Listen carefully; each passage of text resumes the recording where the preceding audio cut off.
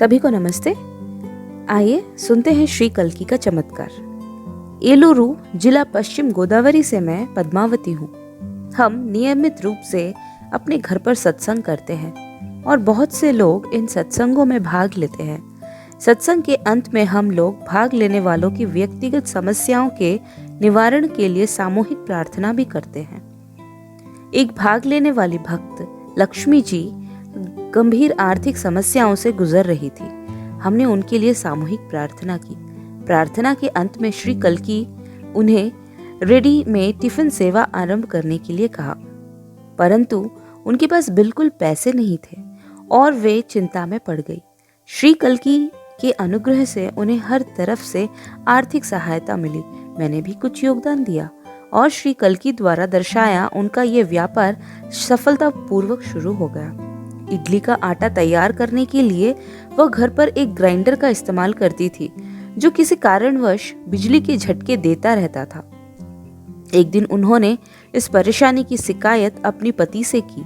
साथ ही उलाहना भी दिया कि उनके बार बार बताने पर भी वह यानी उनके पति इस परेशानी को सुलझाने का कोई उपक्रम नहीं कर रहे थे।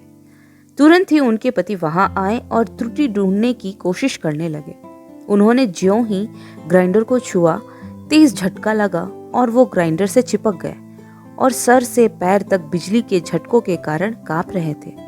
लक्ष्मी जी ने फौरन ही उन्हें खींचना चाहा, पर ये क्या, उन्हें भी बिजली का तेज झटका लगा। वो भी वहीं चिपक गई और अब वो दोनों ही बिजली के झटके खा रहे थे। वो दोनों झटकों की वजह से कांपते रहे और अंततः बेहोश हो गए। उनकी मदद के लिए वहां कोई भी मौजूद नहीं था। उनकी सास और बेटा दोनों ही घर के दूसरे हिस्से में बैठे टीवी देख रहे थे। उनका जरा भी भान नहीं था कि घर के दूसरे हिस्से में ऐसी वारदात हो गई है, पर इस कमरे में एक श्रीमूर्ति जरूर थी। और अब वो अद्भुत चमत्कार हुआ। ग्राइंडर का बिजली का स्विच स्वयं ही ऑफ हो गया। ग्राइंडर की तार भी उखड़कर एक तरफ गिर गई और ग्राइंडर एक तरफ अपने आप सरक गया और ये दोनों कांपते हुए बेहोश जमीन पर गिर पड़े। एक अदृश्य दिव्य हस्त था जो इनको बचाने आया। कुछ समय बाद हम लोग फोन पर समाचार मिलने के बाद वहां पहुंचे। वो दृश्य देखकर हम हैरान थे। लक्ष्मी जी इस अभिघात से उभरने की कोशिश कर रही थी। उनका सांस अब भी फूला हुआ था और वो अपनी आप बीती बता रही थी।